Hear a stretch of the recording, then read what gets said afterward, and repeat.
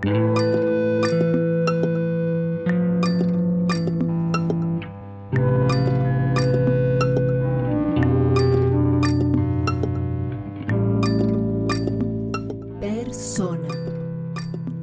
Entrevista a artistas. Retrato de los creadores y perspectivas del mundo actual.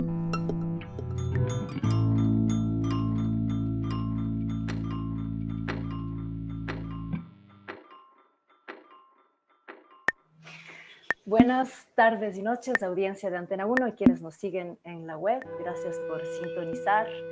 Abrimos una sesión de Persona, espacio donde las artes son el detonador de temas, biografías y perspectivas otras de la vida. Hoy estoy muy contenta de presentarles a nuestro invitado, Óscar Santillán. 4 horas más allá en el tiempo. ¿Cómo y dónde estás, Óscar? Bienvenido. Hola Marinés y buenos saludos a quienes nos vean, nos escuchen. Gracias por la invitación. Y estoy ahora mismo en mi taller en La Haya, en Holanda, donde vivo ya hace más de 7 años, van a ser ya 8 años que estoy viviendo acá. Y bueno, sí, de todas maneras debo decir que sigo muy conectado con lo que pasa en Ecuador, con la escena ecuatoriana. Yo voy muy a menudo a Ecuador, hasta, bueno, obviamente con el tema de la pandemia no he podido viajar, pero generalmente voy 2, 3 veces, paso generalmente entre 2 y 3 meses en el país. Y de hecho extraño ahora mismo estar allá, ¿no? Así están estos tiempos y bueno, ya hablaremos más de eso. Por ahora, qué gustazo tenerte acá. Primero déjame presentarte formalmente. Esta es una traducción mía de tu bio, así que me corriges, Óscar, si hay algún error. Óscar Santillán, empezando por acá, artista y cibernetician. Aquí hago una primera pausa, lo traduje como cibernetista. ¿Cómo nos invitas a entender este término con el que defines tu quehacer, Óscar? La cibernética fue una práctica que científicos y mentes muy curiosas crearon en la mitad del siglo XX, apareció en la década de 1940 y entonces el intento de la cibernética era por pensar el mundo como sistemas. O sea, en lugar de pensar el mundo como un lugar donde hay un montón de objetos e individuos separados, individuales, no pensar nada de manera individualizada, sino más bien poner énfasis en cómo el sistema, las interrelaciones existen, y de hecho son las que modulan la vida en la Tierra.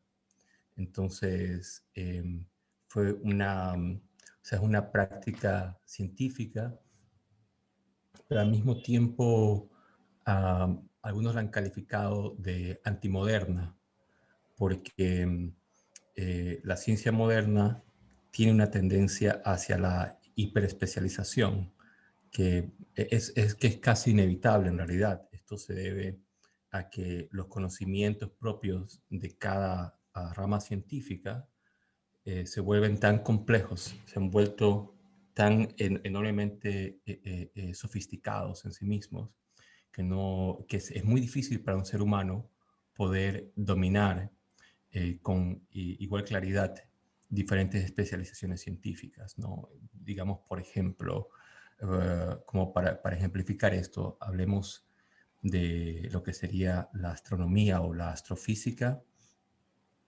y digamos, por ejemplo, la genética sintética, que tiene que ver con la edición genética, ¿no? Aquí hablamos por un lado, ¿no?, de la astrofísica, donde hay que se da a partir de observaciones del espacio exterior, a partir de estudiar estos fenómenos y conocer el universo fuera del planeta Tierra. Y por otro lado tienes más bien algo que de alguna manera pudiéramos llamarlo provisionalmente, y yo diría opuesto, que viene a ser el conocimiento íntimo de aquello que constituye a los seres vivos, en este caso los genes. Y esto yo lo mencionaba únicamente para poner énfasis en explicar de que no se trata de que la hiperespecialización en la ciencia no es algo que simplemente los científicos la practican así porque se les ha antojado, sino por limitaciones cognitivas normales que tenemos todos los seres humanos. Pero volviendo al tema de la cibernética, el intento de la cibernética era en lugar de ir hacia la hiperespecialización, ir más bien a buscar las relaciones que existen entre los diferentes campos científicos. Eso que décadas después se iba a llamar las prácticas interdisciplinarias o transdisciplinarias.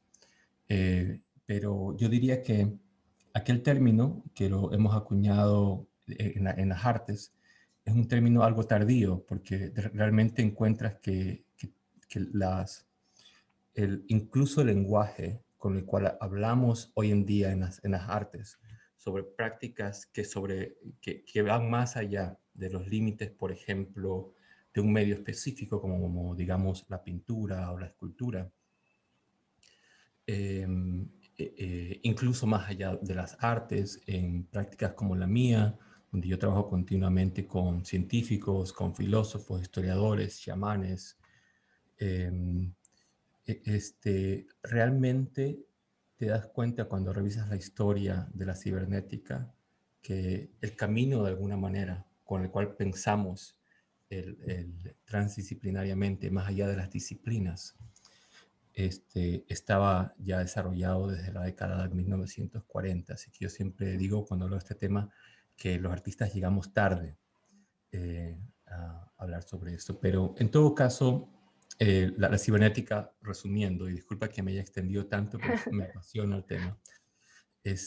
La cibernética es la práctica de identificar y de crear sistemas. Entonces, el Internet, por ejemplo, la idea misma del Internet solo es posible gracias a que la cibernética dio pautas. El concepto de ecosistema es un concepto que proviene de la cibernética también. Y es realmente la influencia de la cibernética en la forma en la cual pensamos el mundo hoy en día es gigante, pero es muy curioso porque también es una práctica que desapareció. Más o menos entró tuvo un auge inmenso en la década del 50, 60 y hacia los 70 empezó a decaer, y finalmente otros campos con los cuales estaba, digamos, compitiendo, como la inteligencia artificial, fueron los que surgieron, mientras que las ideas de la cibernética de alguna manera desaparecieron del mapa como tal, pero en realidad están insertadas en todas las formas de conocimiento científico, artístico del mundo de hoy. Gracias por ponernos en ese enorme contexto. Nos sirve mucho como introducción. Ahora sigo un poquito con la parte formal. 1980, actualmente basa su estancia en Países Bajos y Ecuador. Tu formación comienza a inicios del año 2000, autodidacta en su país de origen, Ecuador.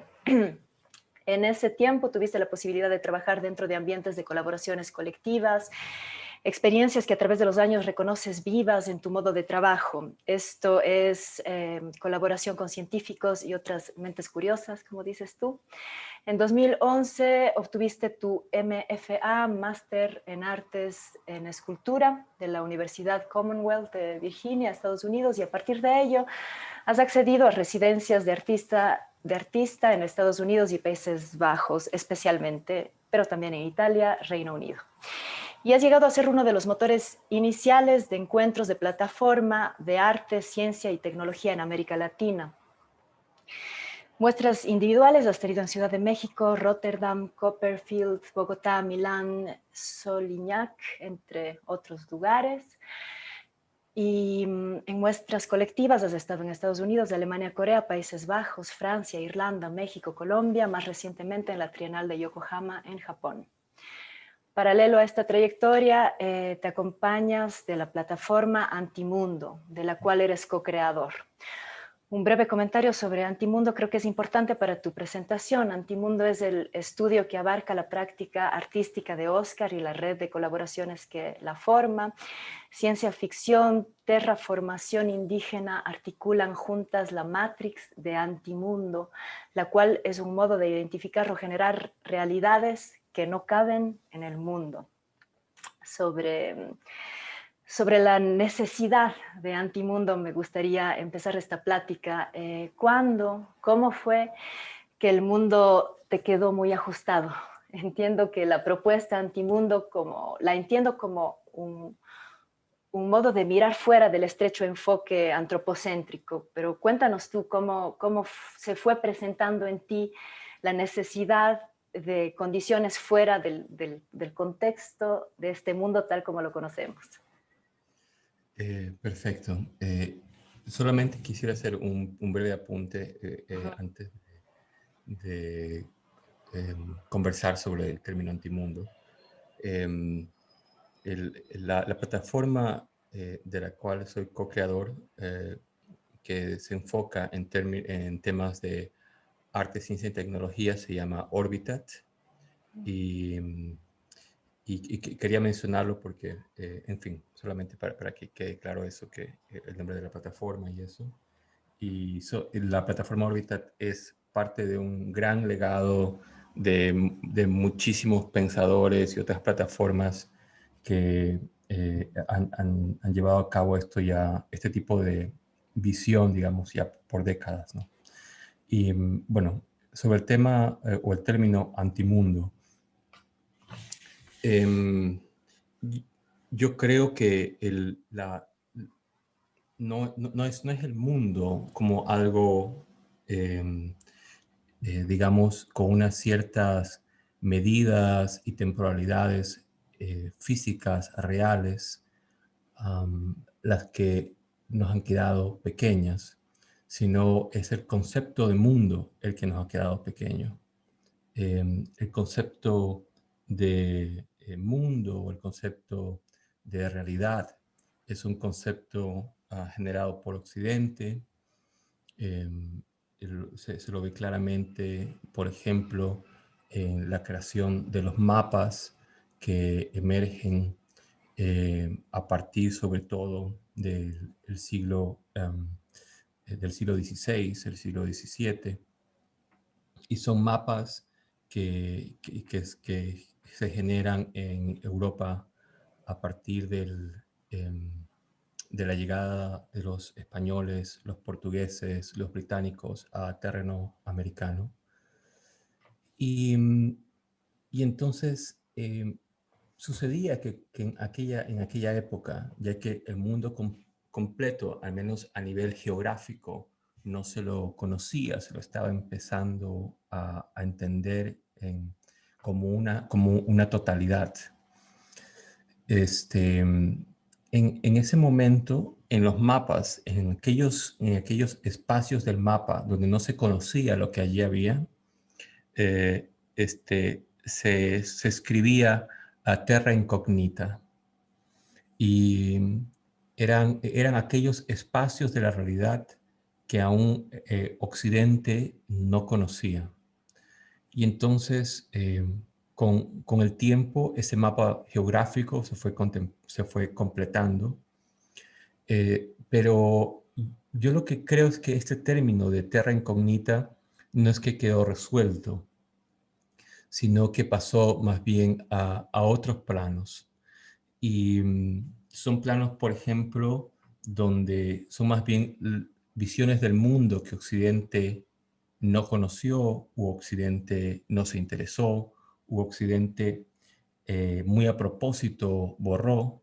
Son aquellas que conforman aquello que le falta a la realidad, aquello que Occidente impone como realidad en su narración victoriosa a partir primero de la colonia y luego de la revolución industrial, y que continuaría luego con las revoluciones tecnológicas del siglo XX, ha sido una versión del mundo donde esa supuesta plenitud o ese supuesto mundo completo que nos habían contado, sucede que había dejado por fuera una inmensidad de visiones más grande aún que aquellas que incluía la narrativa oficial.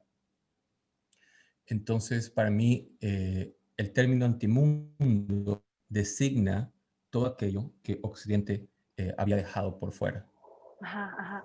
Y ahora que tocas este tema con tanta puntualidad, ¿no? Occidente, Oriente, estoy segura que Oriente, estamos de acuerdo que nuestra Latinoamérica original puede estar incluida como Oriente. Y en Ujú. ese sentido, ¿cómo te alimentas de esta herencia viva todavía en muchos casos de pueblos, sobre todo me parece que son pueblos andinos y amazónicos que alimentan tu obra? ¿Cómo es tu relación, tu mirada desde junto em, este oriente, este otro oriente? Hay una cosa muy, muy, muy importante que tiene que ver con cómo las prácticas artísticas se dan, creo yo, en el siglo XXI, al menos para aquellos que las asumimos de la siguiente manera.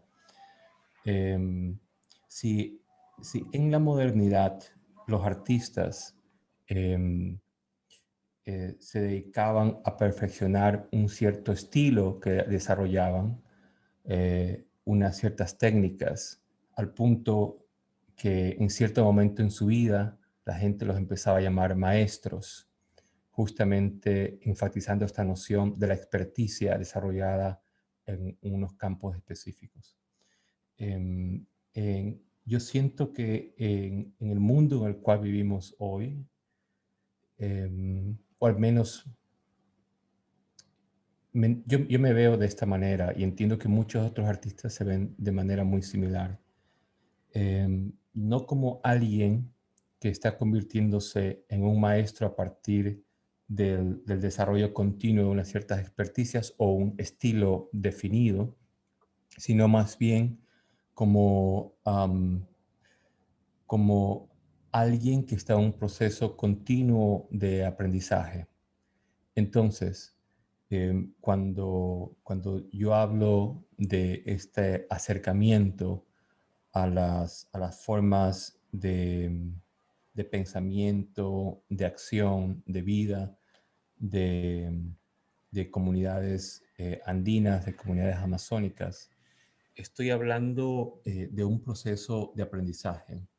Yo no estoy hablando aquí desde el ámbito, por ejemplo, de la identidad, sino más bien de la misma manera que los antropólogos lo hacen, que tiene que ver con acercarse con curiosidad y con respeto por aprender aquello que previamente yo mismo, y creo que gran parte de la sociedad ecuatoriana en este caso, eh, había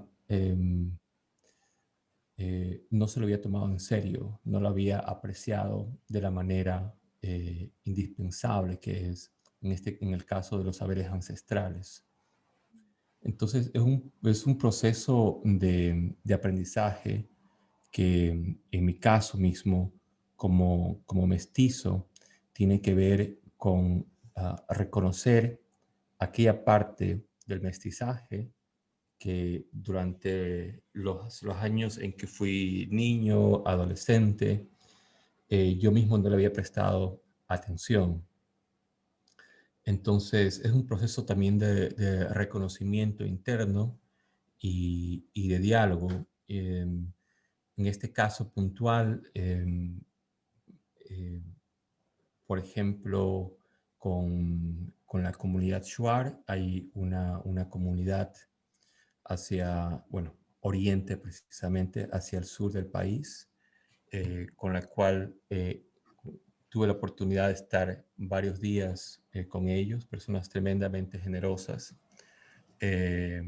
por medio de un amigo que es muy cercano a esta comunidad, ya que no es una comunidad que esté involucrada en temas, por ejemplo, de turismo.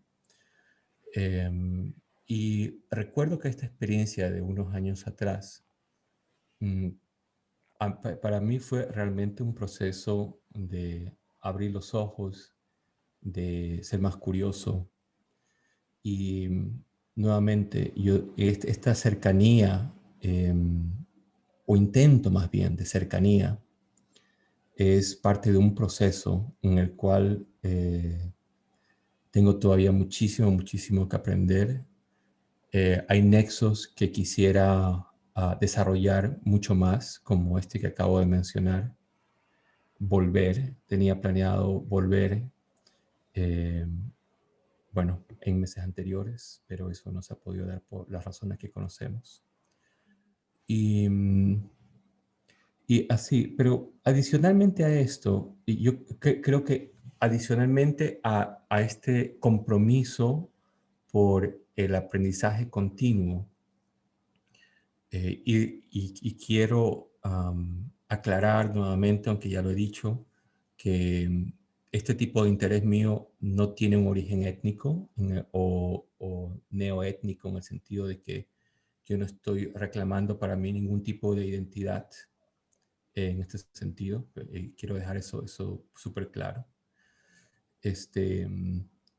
Pero adicionalmente a esto que menciono, este compromiso de largo plazo, también creo de manera adicional que hay eventualmente momentos donde no todo en la vida es un matrimonio, sino que también hay circunstancias donde uno puede tener nexos y encuentros fortuitos, maravillosos con las personas. Entonces, y yo también le doy mucho valor a eso. En el caso de personas, por ejemplo, en Perú tuve la oportunidad de trabajar con un maestro de danza de Ayacucho, y trabajamos por una semana juntos y no lo he vuelto a ver. No sé si lo voy a volver a encontrar. Y nos conocimos de manera fortuita y surgió allí una pieza que desarrollamos en el año 2015. Y también dejo espacio para estos tipos de encuentros fortuitos que duran eh, que tienen la misma duración mínima de disculpas por ponerme así tan cursi, pero como de romance en contraposición a la idea de matrimonio, ¿no? También como dejando esta oportunidad epistemológica, digamos, de los pequeños encuentros y al mismo tiempo del compromiso de largo plazo. Ujú. Me pregunto si es que estas pistas que nos das, esta importancia que le das al pequeño encuentro, esta constancia en el aprendizaje, quizás, no sé, puedan ser parte de los rasgos de este momento que está atravesando el arte. Me dio mucho gusto escucharte en una de las últimas pláticas que escuché de este último tiempo tuyas, celebrando este momento que está atravesando las artes desde hace, me parece que ya unos 10 años se está hablando del fin del arte postmoderno. Creo que es un tema súper amplio y nos estamos extendiendo bastante, pero quizás preguntarte por intuiciones o quizás rasgos que sientes que este tránsito nos está dando, o quizás sientes que el arte en su contemporaneidad ya está en un otro lugar, en lo posible brevemente.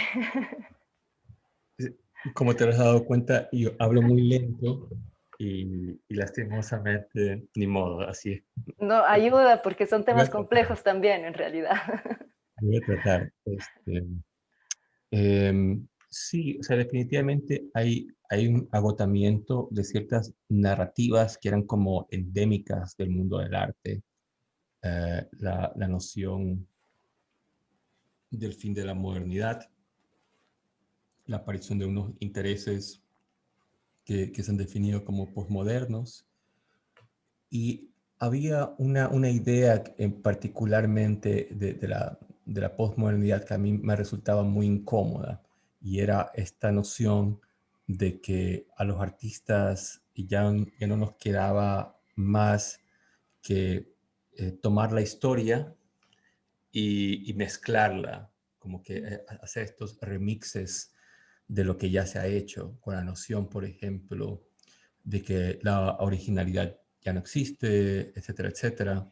Y aunque yo estoy de acuerdo en que la originalidad de la modernidad con letras mayúsculas no existe, por supuesto que vivimos en un mundo donde em, la posibilidad de creer, la posibilidad de crear un algo que no es la consecuencia lógica del pasado, sí es posible. Ujú, Y esta era una trampa de la posmodernidad. ujú. Entonces, definitivamente hay. Y ¿cómo te das cuenta de ello?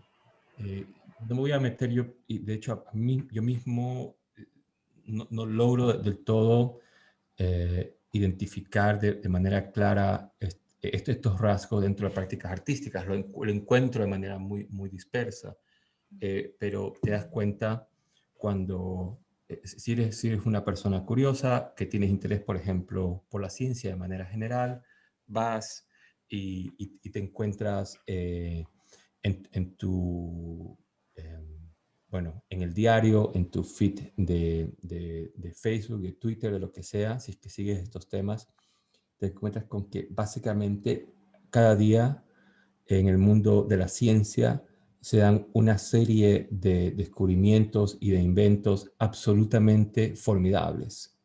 Entonces, ¿cómo es posible? Solamente esta idea que tenía el arte postmoderno solo era posible porque los artistas y los críticos y los curadores se pasaban mirando al ombligo, y había que mirar al costado más bien para darse cuenta de la infinidad de mundos nuevos que están emergiendo.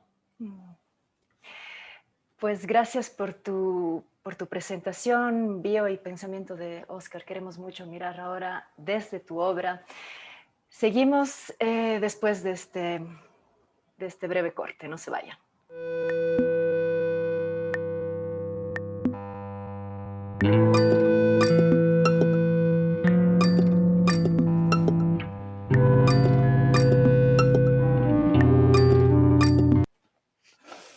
Estamos de regreso con Oscar Santillán. Vamos a dar una mirada a su cuerpo de trabajo. La obra de Oscar es de muy ricas profundidades. Siento que nos muestras ventanas que se abren desde perspectivas siempre alternas, a temas provocadores, y sobre todo dejándonos terreno para elaborar de manera propia. Por todo ello, el tiempo nos quedará cortito, pero quizás comentarlas brevemente nos pueda dar una muestra más clara de tus propósitos en las artes, qué te mueve, eh, cómo nos sacas de este enfoque habitual y pues conocer también de tus procesos creativos. ¿Qué tal si empezamos por Visión de Río? Son muestras del río Amazonas y sus fragmentos flotantes vertidas dentro de slides adaptados y sellados que preservan estos contenidos como ecosistemas vivos. Cuéntanos vos, Oscar, cómo ocurre esta capa más formal de Visión Río para luego ir escuchando sus devenires.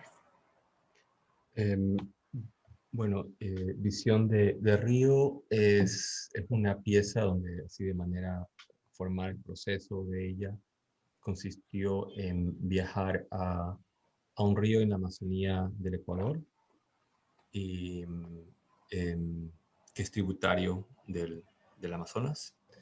Y entonces allí lo que hice fue, yo había creado previamente unos slides, y quisiera aquí que quienes nos escuchan sobre todo puedan imaginarse, ojalá que los millennials hayan algunos visto esto de aquí, antes de que existan los proyectores digitales de video. Y el slide era, o bueno, es un pequeño marco de plástico que, que tenía dos caras y en su centro venía el film. Entonces yo lo que hice fue crear e imprimir en 3D unos rectángulos que tenían la misma profundidad del slide normal, que es algo así como 3 milímetros, entre 2 y 3 milímetros, o sea, muy angostos, digamos, o muy poco gruesos, o muy finos. Y entonces imprimí esto en 3D, al final del día, se trata de unos contenedores muy pequeños, y a medida que viajaba por este río en una canoa, yo iba tomando muestras del río que las iba guardando en estos pequeños contenedores. Significa esto también que estos contenedores son transparentes al mismo tiempo, de tal manera que luego, cuando llegué y los coloqué, cuando llegué de vuelta a mi taller y los coloqué en un proyector de slides, la luz que el proyector emite pasaba a través de cada uno de estos slides, que contenían dentro suyo agua de un río de la Amazonía, con restos materiales orgánicos que estaban ya contenidos y sellados dentro de estos pequeños recipientes. Y fue para mí una sorpresa muy fascinante cuando los vi por primera vez, estas proyecciones, porque tenían una cualidad hermosa. Y no es algo, no era una belleza que yo la haya planeado ni compuesto, sino que era realmente dada por el azar de aquella agua y los mínimos componentes biológicos que habitan dentro de ella, ¿no? Ujú. Y entonces, sí, de alguna manera se puede pensar que esta pieza es un intento por hacer un retrato, un recorrido del río. Y fíjate que precisamente pensando en la historia del arte, la representación de la naturaleza ha sido un tema común en la historia del arte, y muy importante en la historia del arte.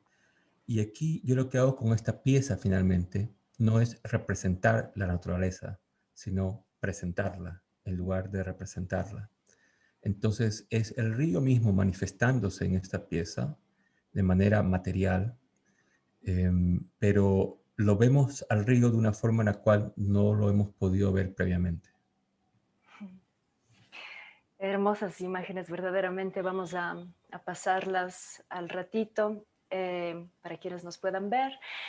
Ahora quería preguntarte algo sobre el proceso, quizás. Existe un lugar en la danza, me refiero a la danza porque me resulta más cercana, pero creo que es un lugar común en las artes en el que decimos que nos apartamos de la escena para que la danza suceda. Es decir, no soy yo quien se mueve, sino dejo que lo otro aparezca en el espacio-cuerpo. Ahí a veces aparece esto que llamamos danza. Es como un lugar de prestar el territorio cuerpo y hacerse invisible, pero muy consciente de lo que se está produciendo. Y resuena mucho con lo que siento. Este proceso particular tuyo pretende dejar ver en vez de este hacer, que de nuevo es muy occidental. Pero cuéntanos tú cuáles son los procedimientos, la escucha, la sensibilidad, la selección de elementos que sucede en tu quehacer para esto que yo llamo apartarse y dejar ver la mirada del río, en lo posible sin la interferencia de Oscar. Me pregunto además si ese hacerse completamente a un costado es realmente posible. ¿Qué sientes de esto, Oscar? ¿Cómo es para ti? Sí, bueno, bueno, estaba pensando ahora que yo quisiera con mi trabajo ser evocador sin ser metafórico, Ujú. ser poético sin ser simbólico. Lo que yo quisiera, como un deseo más bien, antes que como algo que yo puedo demostrar. El deseo que tengo es que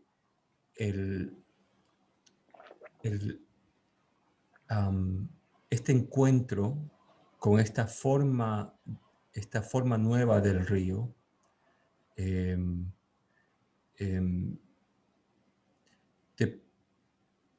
te coloque en una situación en la cual, para la cual no tienes referentes necesariamente.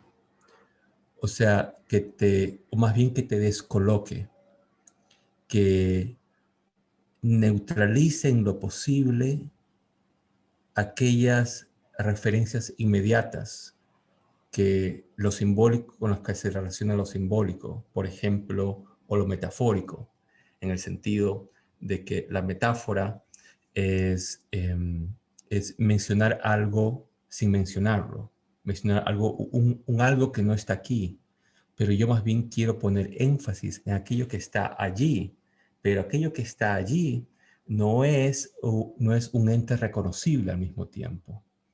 O sea, cuando ves el río en esta pieza, no ves al río de una forma en la cual el río se parece a los referentes visuales, táctiles, olfativos, con los cuales nosotros recordamos un río cuando pensamos en la idea de río, sino que es un otro que se aparece allí y que es un ser en sí mismo, ¿no?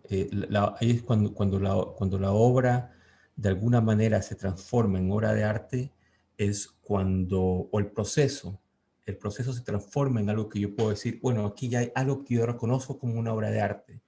No es simplemente un proceso que nunca termina, sino es un proceso que en cierto momento se va apareciendo frente a mí también. Y lo voy reconociendo hasta el punto que digo, aquí hay algo que yo puedo llamar una obra de arte.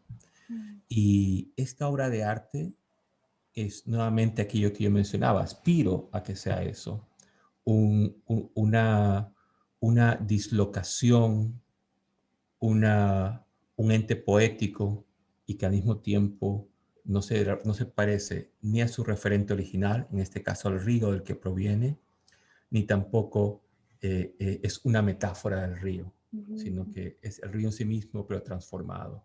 Es un ente mutante, yo diría de alguna manera. Y quizás yendo al otro aspecto que tú mencionabas, Marinés, que tiene que ver con los procesos creativos. Yo he contado esto en más de una ocasión, pero lo menciono ahora. Yo años atrás, muchos años atrás, trabajaba de la siguiente manera. Hacía muchos apuntes, hacía muchos bocetos de los proyectos, los pensaba, leía cosas que se relacionaban con él, qué sé yo, hasta que ya en el boceto final, yo era capaz de llegar a un boceto final y ya decía, a ver, ahora lo único que hay que hacer es ejecutar este boceto, básicamente pasarlo de las dos dimensiones pequeñas de una hoja a 4, ahora sí a las 3 dimensiones en la escala real que esto va a tener. O sea, planificaba y hacía. Y me pasó que estando yo en la maestría en Estados Unidos, una profesora maravillosa, una persona que yo admiro profundamente, Elizabeth King, yo tenía un estudio visit un día con ella, una visita al estudio, y yo justamente recuerdo en una de las mesas en mi taller, tenía allí diferentes estudios que había hecho para obras que ya quería realizar. Y yo le estaba hablando y hablando y hablando, probablemente en mi ansiedad quizás hablé mucho. Y llegó el punto en que Elizabeth me dice, Oscar, detente. Y me lanza una bomba, ¿no? Que es, voy a decirlo ahora en inglés como me lo dijo y lo traduzco inmediatamente. You should let your work be smarter than you are. que, que se traduce como: tú debes permitir que tu trabajo sea más inteligente que tú. Y le pedí una explicación a la que ella se negó, y me dijo que yo debía encontrar la respuesta a esto, ¿no? Y empecé a hacer lo siguiente, y era empezar a identificar que tener una idea no significa tener un, mm, un boceto, un estudio completo de aquello que yo luego ejecutaría, sino que tener una idea es tener simplemente un punto de partida. Y tengo que meterme a experimentar, a investigar dentro de este punto de partida. Y a partir de estos experimentos, estudios, curiosidades, intrigas, es que paso a paso la obra se va revelando, se va presentando. Pero sí, fue de todas maneras, quería mencionarlo porque esa es la manera en la que trato de trabajar hoy en día. Qué hermoso esto. Em, Bien, creo que las imágenes dicen más y aquí estuvieron siendo compartidas. Creo que podemos pasar al 1000 años de historia no lineal. Va a ser la segunda obra que vamos a deshilar contigo. Se trata de 10 antiguos tejidos que rescatas del pasado milenio. Cada uno viene de diferentes partes del mundo. Ellos han sido destejidos y consecuentemente retejidos en una nueva pieza. Y bien, el más antiguo de ellos señalas que viene desde hace 1000 años de la cultura chimú, del hoy Perú. Ayúdame si necesitas rectificar algo de esta parte formal o quizás elaborar un poquito más. Nosotros compartimos imágenes en la pantalla para quienes nos miran, pero sobre todo cuéntanos, Oscar, cómo llegan a tus manos estas piezas que fácil podrían estar exhibidas en el Museo Chan Chan y otros centros colectores de patrimonio del mundo. Bueno, sucede que a ver, yo me encontré con una gran sorpresa cuando empecé a hacer la investigación para este proyecto.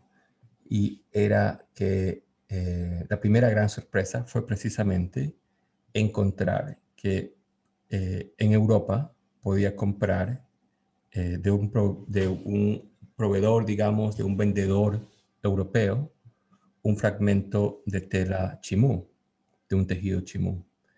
Debo decir que a mí no me cabe,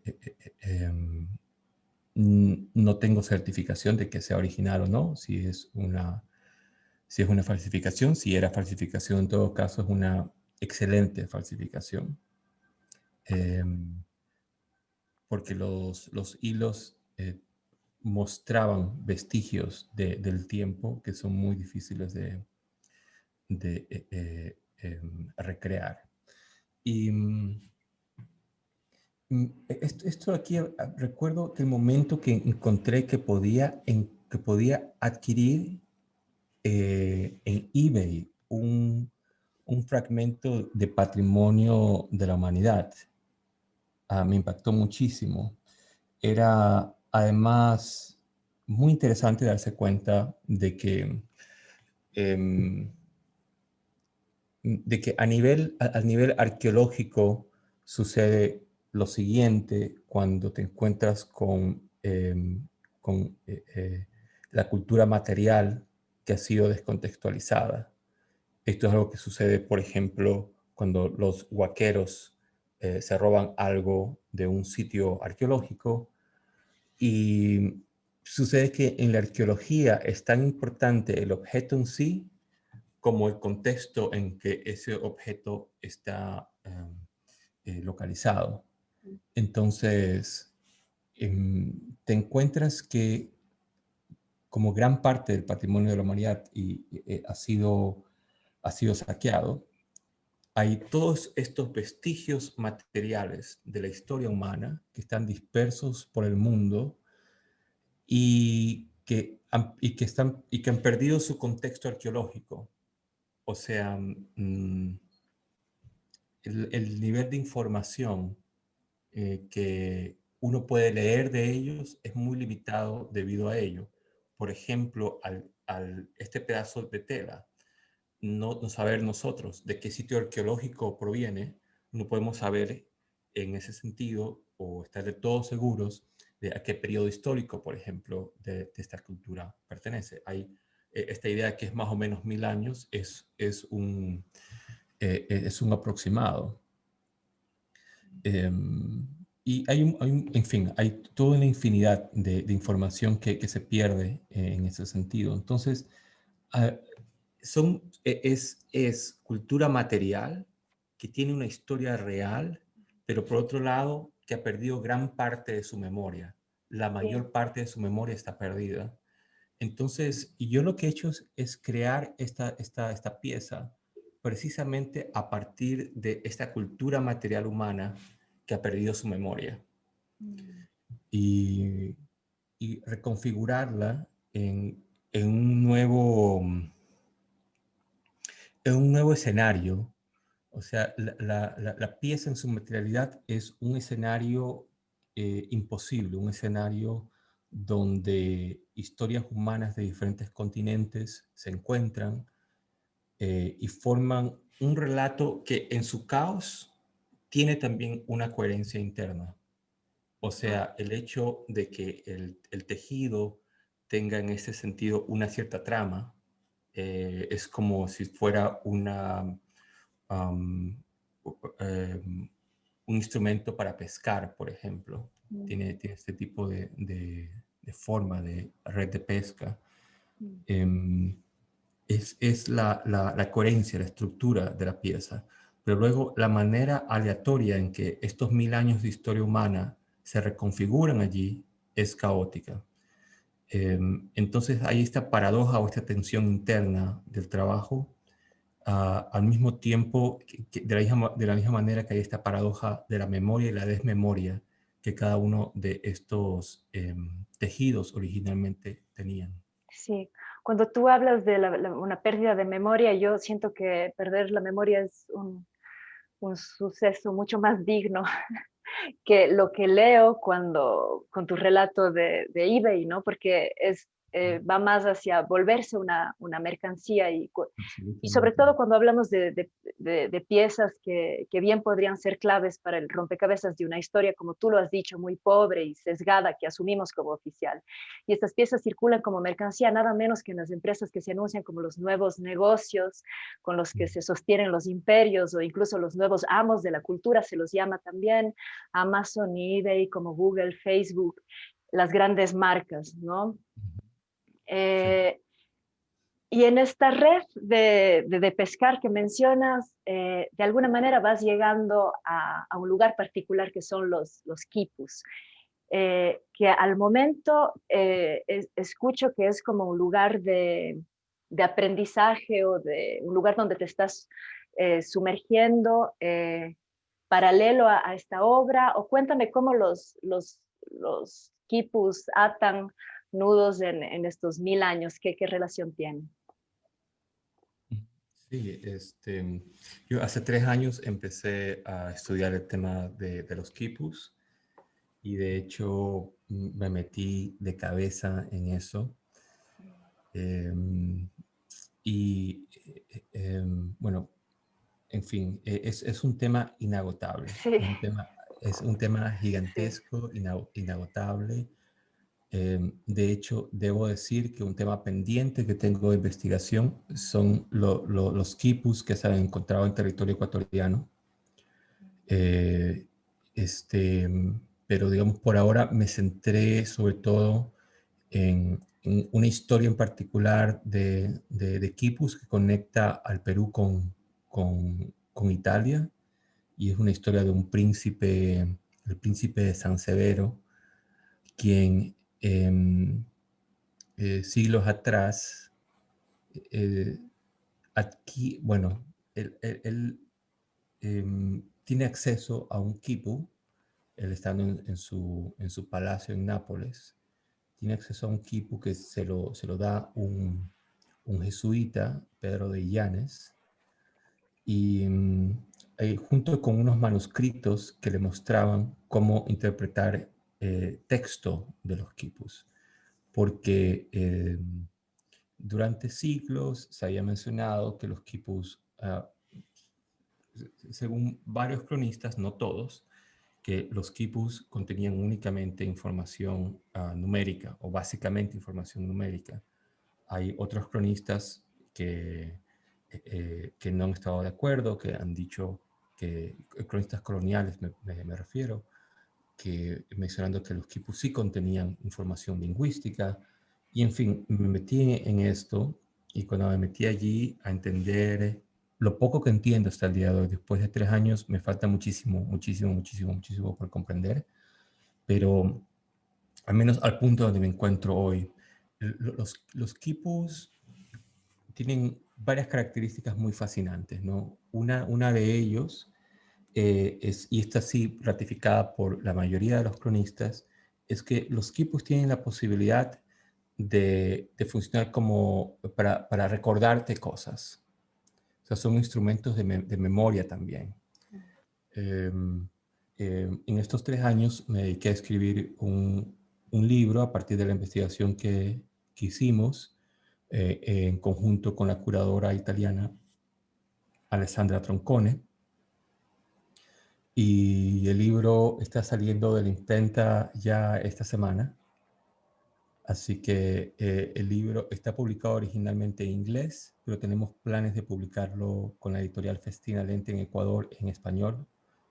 En inglés se titula por ahora The Andean Information Age, la era andina de la información. Y,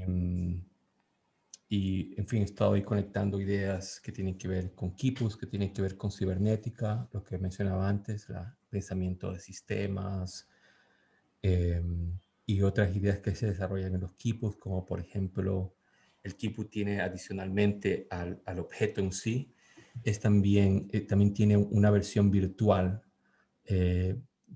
siendo que el centro, hay un quipu virtual que se llama Seque, cuyo centro se encuentra en Cusco y que tiene cientos de líneas invisibles que se expanden a través del paisaje por cientos de kilómetros y donde los nudos son reemplazados por huacas y las huacas generalmente se las ha pensado desde una visión occidentalizada o desde un mestizaje que ha entendido mal el mundo andino continuamente, simplemente como centros ceremoniales o lugares donde, dejémoslo allí, en centros ceremoniales.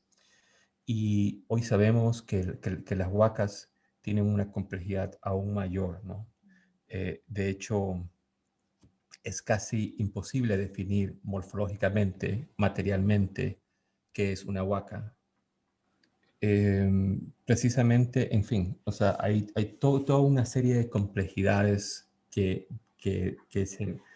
las que me voy enterando a medida que voy investigando el tema de los quipus, tanto dentro de los estudios arqueológicos, también de los antropológicos y todo lo que tiene que ver con huacas, por ejemplo, y con la idea de tiracuna o de seres tierra, proviene de los estudios antropológicos de Marisol de la Cadena, y cuyo trabajo recomiendo muchísimo, ¿no? Y bueno, por ahí un poco te comentaba lo que me venía a la mente cuando hablábamos sobre quipus. Sí, sí, se abrió todo un capítulo y me encanta que hayas tocado ese lugar porque nos compartes también un lugar que siento muy vivo y entretejiéndose ahora mismo.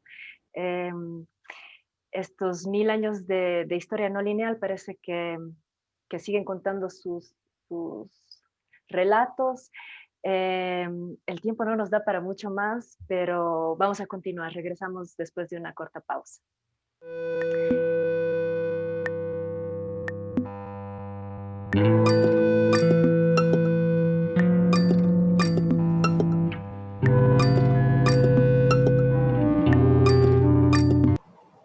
Pues bien, vamos en el último corte de este encuentro con Óscar Santillán.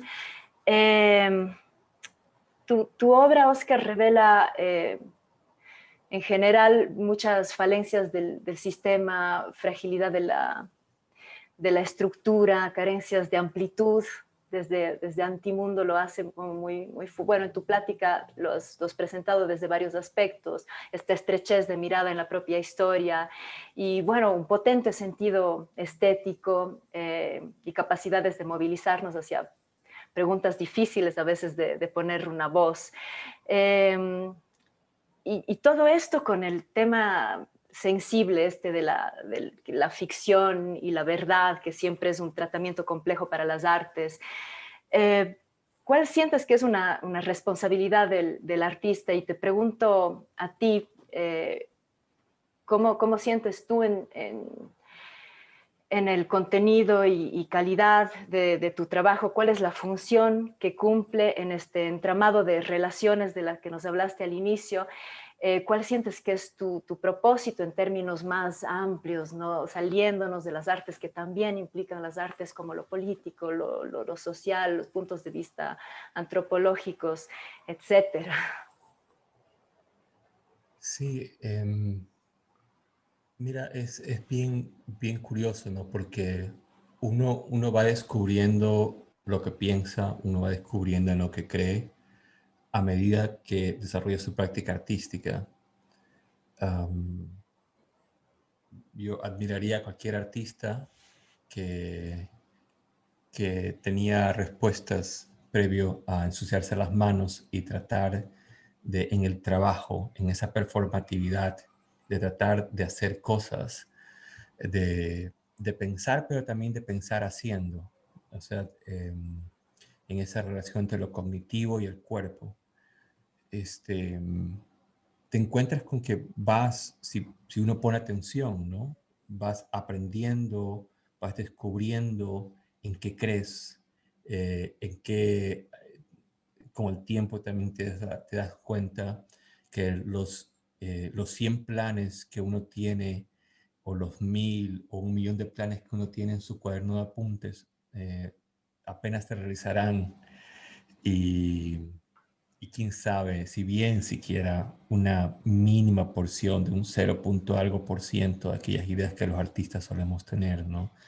Y te das cuenta que, bueno, eh, uno trata de poner énfasis en ciertos intereses que tienen que ver ya con, con un cierto sentido de compromiso personal, de un llamado personal. Yo no, la idea de llamado no la pongo tanto en un sentido místico, sino en comprender dónde está el corazón de uno, dónde están los intereses de uno, para poder relacionarse de manera más vital con esos intereses y dedicarle cada vez más energía a ellos en lugar de a otras cosas. Sobre todo hoy en día, en que con las redes sociales nos damos cuenta que es fácil que a uno, ah, que uno esté en un sentido reactivo respecto a aquellos tipos de discusiones que, por ejemplo, circulan en las redes sociales o que circulan en los circuitos del arte con nuestros colegas, y cómo uno puede pasar más bien a un principio activo para uno no estar siempre en esta cuestión reactiva, que es precisamente allí donde en los 4 años de la presidencia de Trump, él fue un genio de esta estrategia, ¿no? De tener siempre a la gente reaccionando a las cosas que él hacía.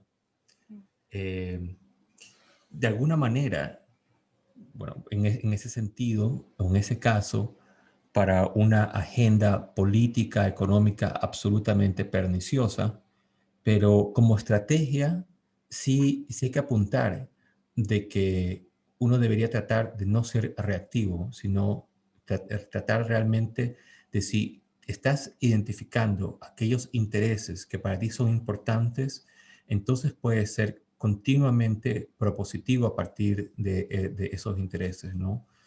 Em, y los intereses con los cuales yo estoy absolutamente relacionado y estoy entregado son aquellos que se desarrollan en el concepto antimundo, que lo habíamos comentado al inicio de la conversación, en mapear todo aquello que Occidente había ninguneado o destruido en otros casos, y a partir de eso generar esta realidad otra.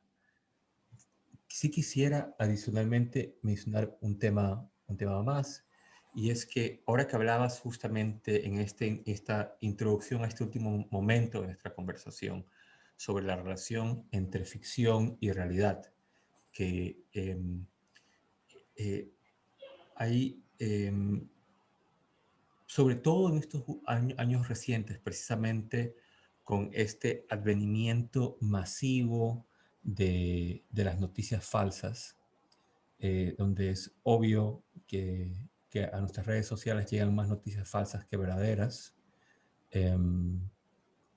Ha habido esta idea de que el antídoto contra las mentiras es entregar datos, la evidencia, y sin duda eso es cierto, pero no es la única forma de luchar contra las mentiras organizadas desde centros geopolíticos hegemónicos o desde otros actores oscuros que existen en la sociedad.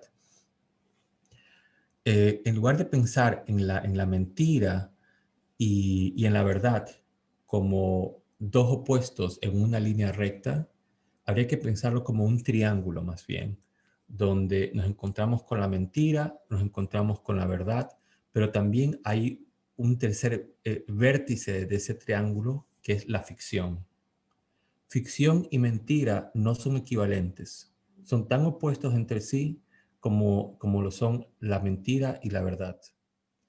Y, y para mí esa noción es vital. O sea, creo que también desde la ficción, desde la generación de otros imaginarios, es posible también oponerse a aquellos actores y actos oscuros que abundan el día de hoy alrededor nuestro, ¿no? Mm. Ujú, ujú. Y implica también mirar, cambiar el enfoque de mirada y no quedarse ahí en esta polaridad asfixiante, ¿no? Bien, háblanos un poquito sobre referentes para ti al momento actual. Por la amplitud de tu mirada de trabajo, no me quiero referir exclusivamente a las artes, pero quizás sí también, pero en el universo de las ciencias, de los pensadores, por ahí no fue mencionado. Me hubiera gustado un poco hablar sobre el momento en el que te llegó estas voces del bosque de Eduardo Kohn, por ejemplo, que en su momento creo que fue muy detonador o dialogó muy bien con necesidades tuyas, pero al momento actual, ¿a quiénes mencionarías como referentes de tu momento? Sí, es bien interesante, ¿no? Estar en este momento donde uno como artista, sus mayores influencias pueden ser eh, actores por fuera del mundo de las Ujú, artes. ujú, ujú. Definitivamente es el caso para mí. Voy a mencionar aquí nuevamente a un cibernetista. Bueno, no he mencionado a ninguno puntualmente, pero voy a mencionar a uno cuyo trabajo estoy investigando actualmente. Él se llama Stafford Beer, y, y él fue el creador del proyecto CyberSyn durante el gobierno de Salvador Allende en Chile, donde hubo un intento de generar un sistema como un pre-internet eh, que estaba siendo inventado por Stafford Beer en Chile en colaboración con ingenieros jóvenes chilenos. El golpe de Estado destruyó ese proyecto. Y pero él también tiene un proyecto que es el que estoy investigando ahora para una serie en la que estoy trabajando, que hay un término que se llama computadoras biológicas, y es una idea que desarrollaron los cibernetistas desde la década de los 60, y tenía que ver con la noción de que cualquier cosa puede ser una computadora, no solamente aquello que los ingenieros definen como computadora. Entonces, Stafford Beer em, desarrolló un proyecto que estoy investigando ahora, donde él trató de crear un encuentro entre una computadora y un ecosistema en la década de 1960. Ahora resulta un poco complejo explicarlo, pero lo voy a dejar por allí porque creo que es muy evocador igual pensar en cómo una computadora puede comunicarse con un ecosistema. Pero para mí él es muy, muy importante. Y había mencionado previamente a Marisol de la Cadena, también su trabajo sobre los seres tierra, sobre los tiracunas. Es también eh, un proyecto antropológico que es absolutamente fascinante. Mm, Hablábamos antes también de Eduardo Kohn, con su acercamiento también a, a los runas o Shuar también, en su libro How Rivers Think, que es precisamente el título en inglés de Visión del Río, la pieza de la que habíamos hablado previamente. Él, por ejemplo, solamente quisiera mencionar esto brevemente, solamente para enfatizar aquella riqueza que no cabe dentro de coordenadas el pensamiento mainstream, más mainstream de Occidente. Por ejemplo, la noción de tiempo que Eduardo Kohn narra, que él aprende de los Shuar, ¿no?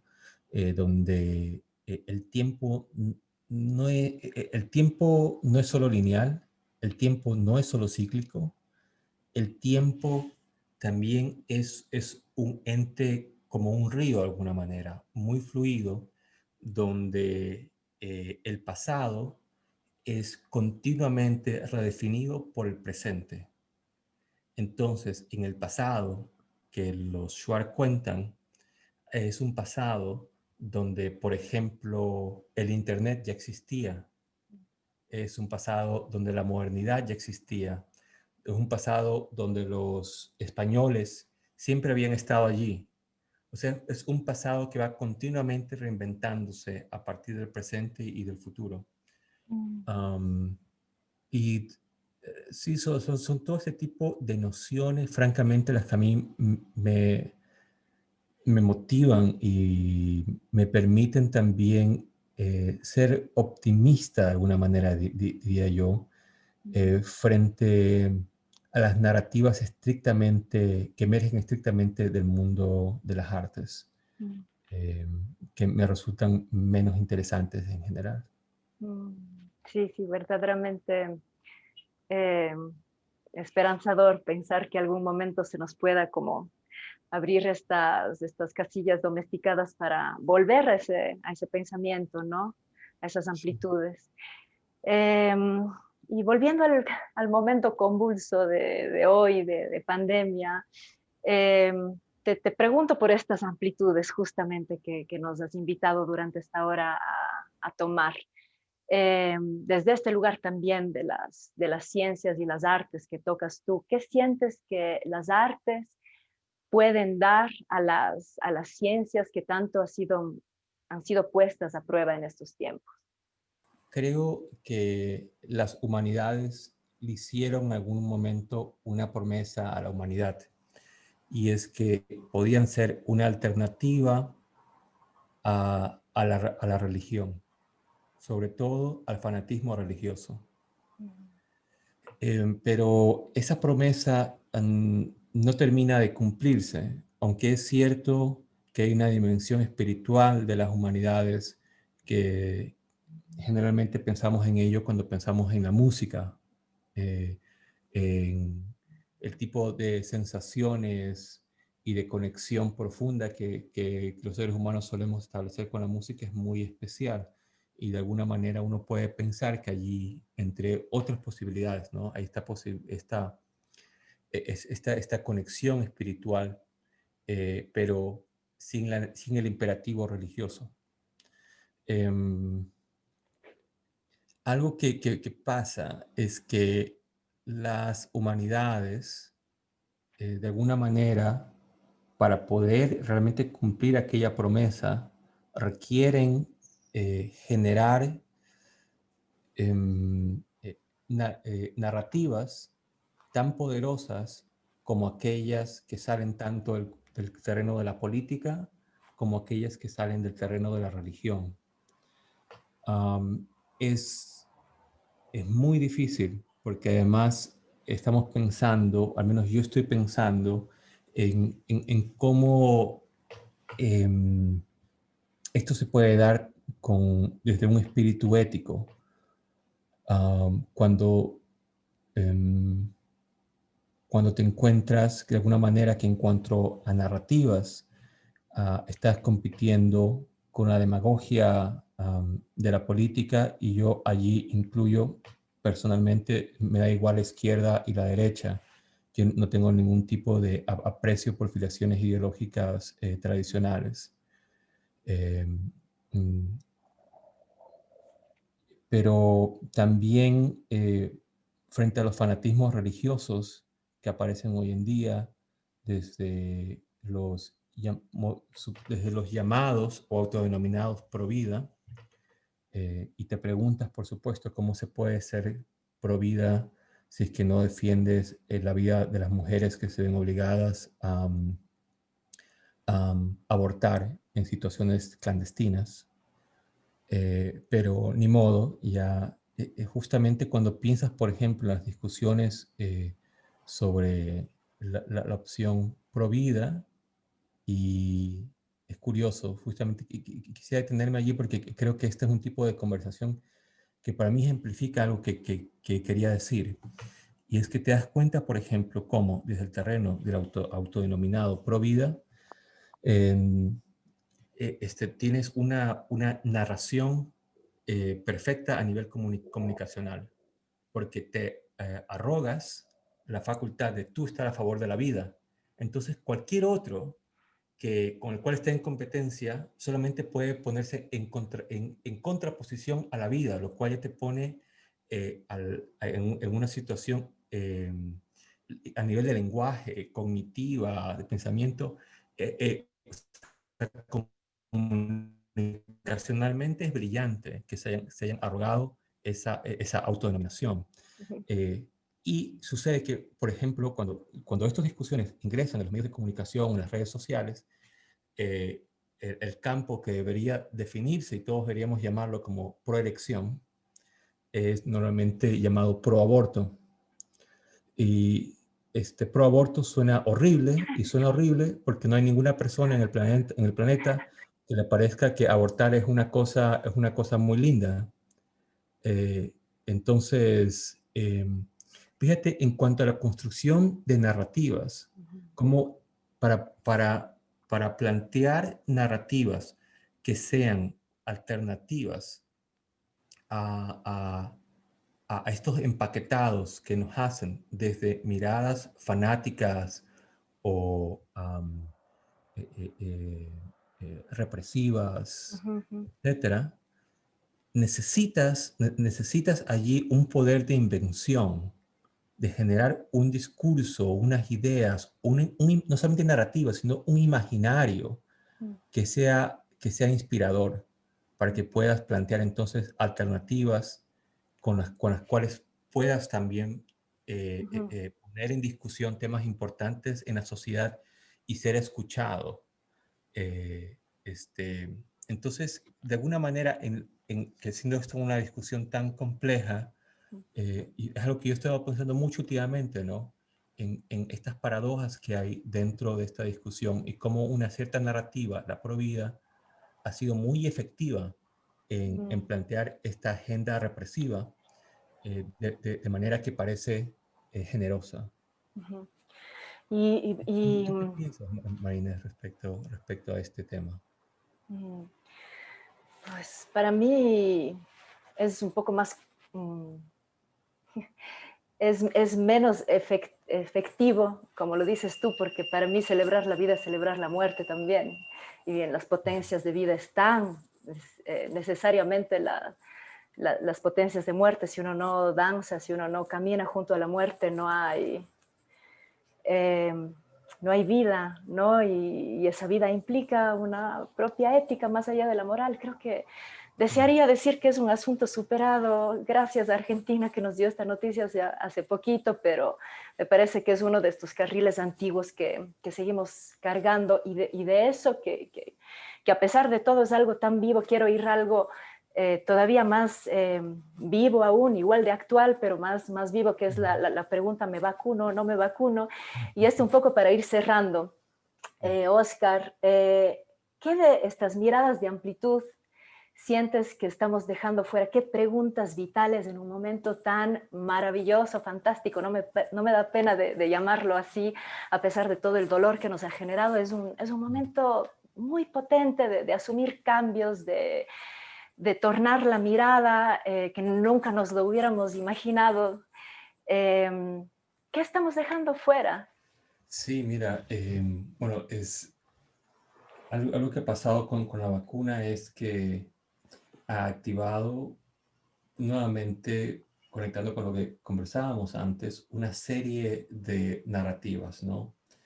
De todo tipo, pero sobre todo parecería que las voces que más gritan, que más se escuchan, son las voces más estridentes, son de discursos negacionistas, por ejemplo, que paranoides, que tienen que ver obviamente con teorías conspirativas y todo eso te das cuenta, ¿no? Em, a mí me queda la sensación de que hay una deuda muy grande que yo creo que nuestras sociedades tienen con la ciencia.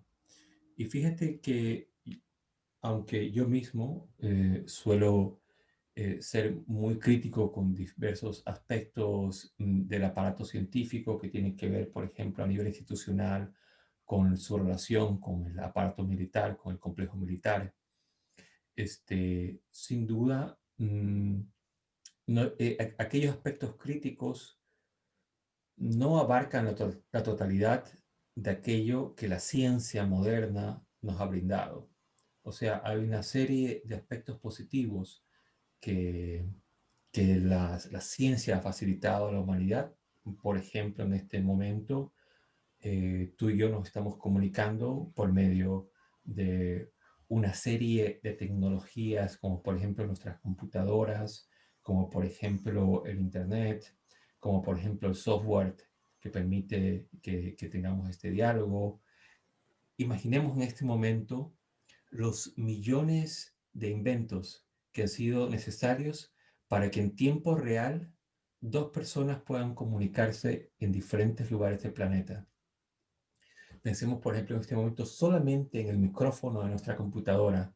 ¿Cuántas miles de patentes deben haber allí?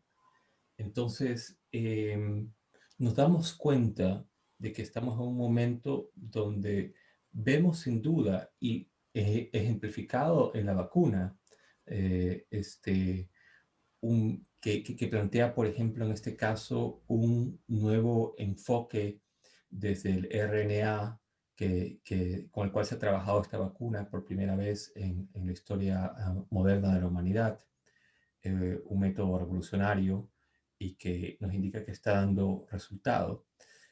Pero a pesar de ello, a pesar de que dos personas se pueden comunicar en tiempo real en dos lugares diferentes del planeta, a pesar de que la vacuna funciona, a pesar de que las vacunas por 100 años han erradicado enfermedades que han matado millones de personas en la historia de la humanidad, sucede que nos encontramos frente a la paradoja de que parecería que el gran público, la sociedad civil, no cree en la ciencia. Y este aspecto yo creo que es vital, porque fíjate que el ataque contra la ciencia, y digo ataque porque por un lado se trata así de hacer siempre crítica, pero uno tiene que saber exactamente qué es lo que critica, porque si yo critico simplemente la ciencia moderna como un ente abstracto, no estoy haciendo ninguna crítica, estoy haciendo simplemente un proselitismo ideológico, ya sea tanto de colonial o de izquierda tradicional, o sea incluso paranoia de extrema derecha. Precisamente al respecto, una pensadora tan importante como Donna Haraway lo ha dicho muy bien, ¿no? Cuando ella explica de que se trata, sí, de criticar a la ciencia, pero no de basurearla, porque para basurearla ya existe Trump. Y precisamente muchos discursos críticos no se toman la molestia de realmente hacer crítica y no de hacer estas especies de grandes barridos que suenan muy bien en el discurso, pero que realmente carecen de las puntualizaciones necesarias que se deben hacer para poder hacer una crítica que sea realmente aguda y no que sea un panfleto ideológico. Y yo creo que estamos en este momento muy, muy curioso, donde yo siento, volviendo quizás a lo que conversábamos antes, que parte de mi agenda como artista sí consiste, cuando trabajo con científicos, en precisamente mostrar cómo formas de producción de conocimiento entre las artes, las ciencias, entre ciudadanos como yo mismo, entre personas como yo mismo, que no tengo un background académico científico, cómo pueden emerger desde allí, desde estas colaboraciones y estos diálogos, unos imaginarios, precisamente lo que decía antes, unos imaginarios nuevos que nos permitan tener pistas sobre otros futuros posibles, sobre otros presentes posibles. Y yo sí quiero hacer esa reivindicación hoy de que realmente hay tantos aspectos de la ciencia moderna que no empezó con Occidente tampoco, es un gran legado que lleva miles de años y que pasa por la China, y que pasa por el mundo árabe, hasta que finalmente comienza a tomar su forma moderna en Occidente, pero que es una historia universal, sin duda. Y sí, o sea, definitivamente creo que estamos en este momento donde creo que hay una responsabilidad que tenemos allí. Al menos yo la asumo, yo la asumo. Realmente no debería haber hablado en plural porque finalmente cada uno asume sus propias responsabilidades, sus propios afectos y sus propios intereses, ¿no? Pero en todo caso, a nivel personal, para mí esto es súper importante. Pues el tiempo no nos da para mucho más. Creo que pudimos abordar algunos aspectos, sobre todo generar el interés, que es a donde podemos llegar y creo que dejamos levantado accesos para seguir mirando tu obra y generándonos preguntas. Dinos por dónde, qué redes, canales, por dónde podemos seguirte, Oscar. Bueno, mi página web www.antimundo.org y luego también sí en redes sociales y eso como Instagram Me parece que está también oscarsantillán.com, ¿no? Sí, es la misma página de Antimundo, ok. Sí, es la misma. Todas están dirigidas hacia ella. Pero sí. Ahí está en Instagram y también en la página web.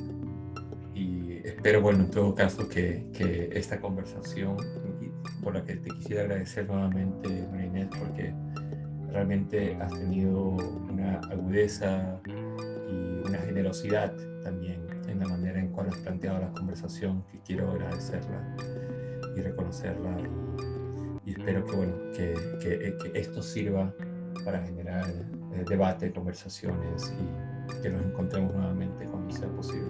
Sí, muchísimas gracias a ti. Un honor ser un canal de pensamientos que sentimos muy pertinentes para este momento que con esperanza decimos aún de cambios. Esta era acuariana tan prometedora Muchísimas gracias, Oscar. Un cuerpo de trabajo verdaderamente complejo e interesante. Sigan a Oscar, síganos a través de la antena, estamos en 90.5 y en www.marinescarroso.com dejo colgada esta y otras entrevistas. Muchas gracias a la audiencia por su atención y hasta la próxima semana.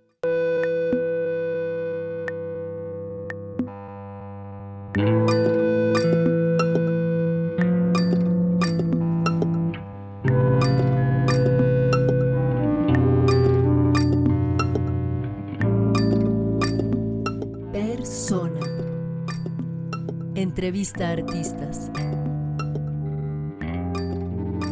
Retrato de los creadores y perspectivas del mundo actual.